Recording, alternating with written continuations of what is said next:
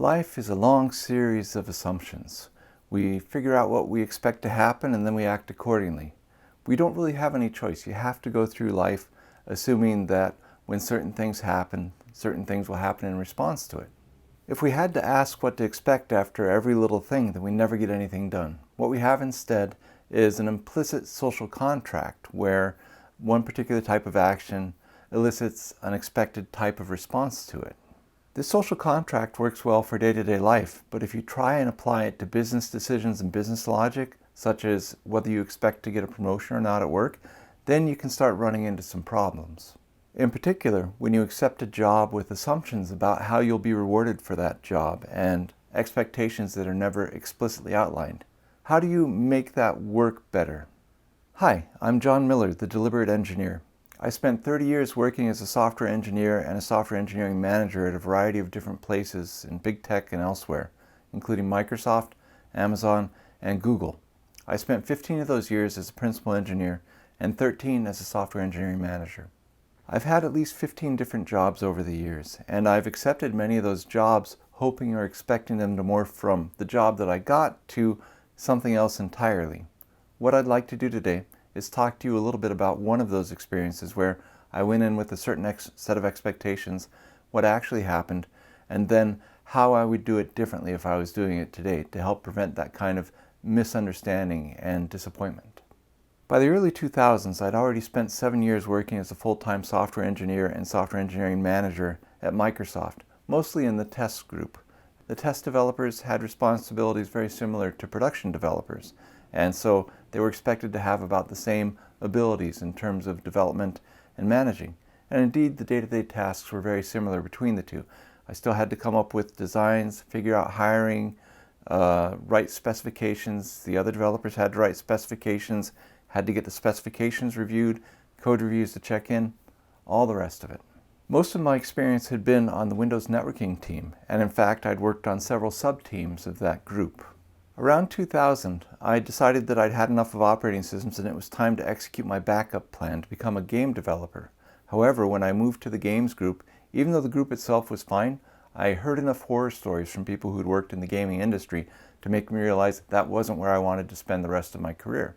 I wound up coming back to the Windows team. I knew I needed a new plan and to figure out what I was going to do now that I wasn't going to be working on games. As I was looking to make this transition, I saw a job listing in the Windows networking team. They were looking for a senior software engineer to do some prototyping, investigation, and implement a new peer-to-peer protocol stack. This sounded right up my alley, so it was a good fit for me. And even better, it was reporting to somebody who I'd worked with a little bit in the past, Christian Huitema, who is a very talented software architect in the group. Now, I knew that they were going to form a product group around this, and I also knew that, at least at that time, Christian wasn't interested in being a product unit manager, a manager of managers who run a whole project. To me, this sounded like the perfect opportunity for me to go in, start working at the ground level, and then as the group grew, move to a position where I'd be able to manage that whole group and eventually become a PUM. I'd also been an effective manager in the team, even being considered for a PUM role, although I wasn't ultimately nominated for one. But this made me think that this would be a great fit for me to be able to sort of make that leap and really get to run a whole team doing a technology I was interested in.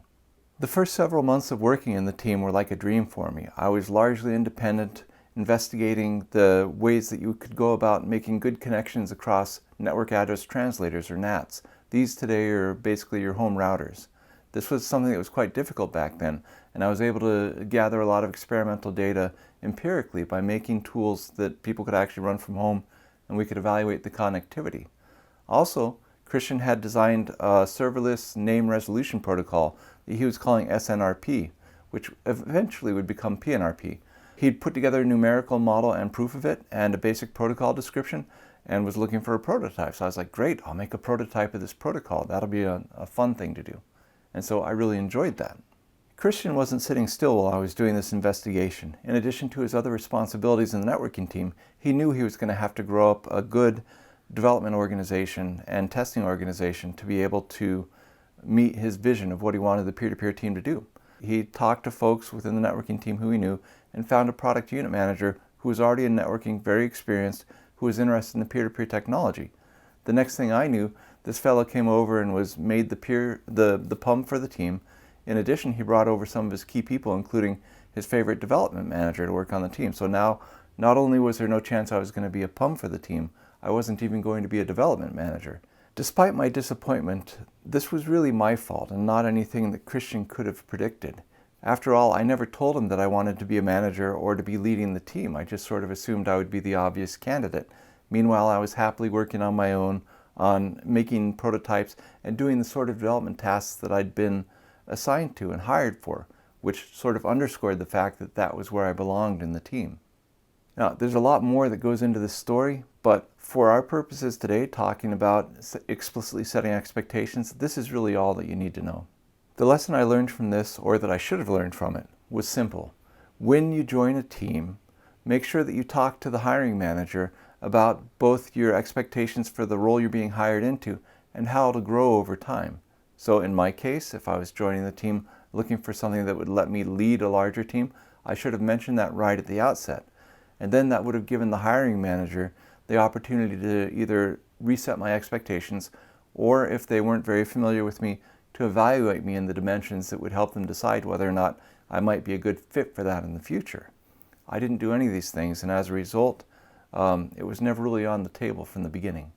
For example, I could have said, I love the technical aspects of this job and I'm very interested in doing the software engineering. However, I've got higher aspirations. I've been a manager over a couple different teams, and I'd really like to move up to the next step and be a product unit manager running an exciting technology like this. What do you think of that? Am I a good fit for it?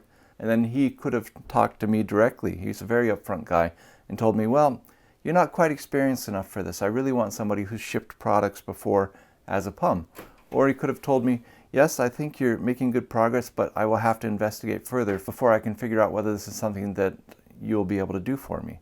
In any case, if I just simply explicitly asked about those assumptions, then we could have had a conversation that would have let me perhaps make a different or a better choice for what I ultimately wanted to do.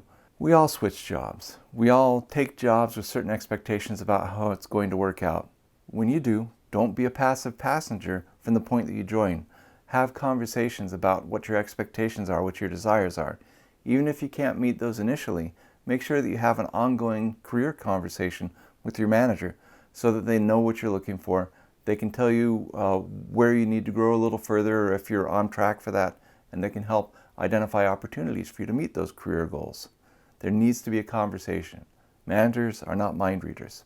That's a summary of my experience. I took a job as the first person in a growing group, expecting that I would be handed the keys to the kingdom as the kingdom got larger, and it just didn't work out that way. Looking back, I can see how it didn't work out that way, and I hope that you'll be able to learn from my lesson too. Have you had a similar experience in your career where you've entered a job with expectations only to have them dashed? Thinking back, was it something that was explicitly stated as part of the job, or had you just assumed it was going to work out that way? Do you have any advice for folks who are in that same sort of situation? Do you agree or disagree with the things that I've said here? I'd love to hear your thoughts and your comments down below. Thank you so much for watching the whole video, and keep on pushing forward. Hi, this is John. Thanks for watching. If you enjoyed this video, please think about subscribing so you get notified of my future videos. Also, if you are interested, you might want to check out the video I have linked here. Thanks, and keep on pushing forward.